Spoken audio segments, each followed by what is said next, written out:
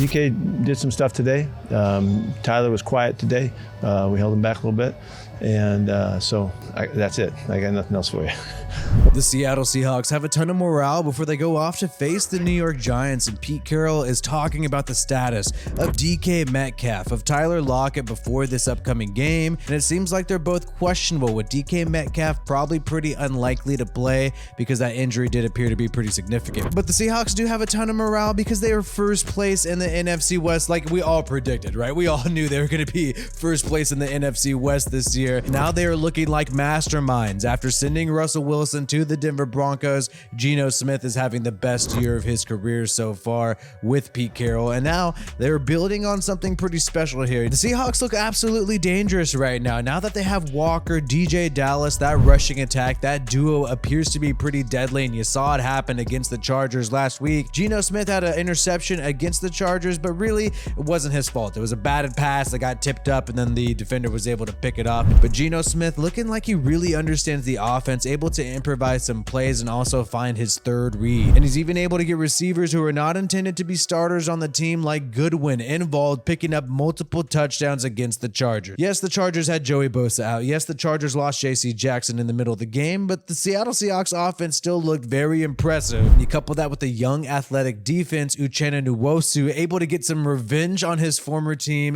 with the Chargers. They decided to go out there and get Khalil Mack rather than just extending Nwosu, who I thought was a great pickup for the Seattle Seahawks. And yes, this NFC West battle is tight, but the Seahawks are sitting here at first place. The Cardinals look like they're collapsing. Kyler Murray is chewing out his head coach Cliff Kingsbury on the sideline. That's a disaster. Matthew Stafford does not look like the same Matthew Stafford who went to the Super Bowl last year. He's looked like he's aged tremendously due to the surgery he had last offseason. And the Niners are without Deebo Samuel this upcoming week, and there's also some drama between Jimmy G and Shanahan. They don't look like they're gelling well. You got Jimmy G saying about his head coach sometimes that your plays suck, man. There was a clip of you in the game, and it appeared like you said your plays suck, man. Did you say that? I don't know. I can't read lips.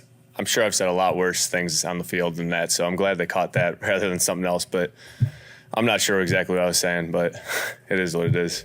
So the Seahawks have all the momentum here, but they are also facing a Giants team that is nothing to sleep on. Brian Daboll, head coach of the Giants, has been able to find a way to win every single game, but they've gotten so lucky, man. They've gotten favorable calls, and it's all been one-possession victories for the Giants. But Daniel Jones was pretty impressive last week against the Jaguars, picking up a ton of rushing yards. This guy is a true dual threat. This dude is looking like Lamar Jackson at times. However, I think the Seahawks defense has a good shot against Daniel Jones. They are younger, so they don't have as much experience, but they are more athletic. So I do think they're going to be able to pursue Daniel Jones rather quickly when he does decide to run the football. But it's so crazy to think that the Seahawks are first place in the NFC West, and you couple that with the fact that they have 2 first-round picks next year and also 2 second-round picks thanks to Russell Wilson and the Denver Broncos. They also have a 5th-round pick due to a trade with the Steelers last year for Witherspoon. So what is better than that? I mean, that's really the most ideal situation you could be in. You have a young team right now. You have tons of weapons on the offensive side of the football. Then you have several draft picks to fill all your needs next year. You don't got to spend too big in free agency. And when you talk about this upcoming schedule for the Seahawks, 4-3 right now, first place in the NFC West. The Giants is not going to be an easy game. You know that, but you definitely can pick up the dub there, especially because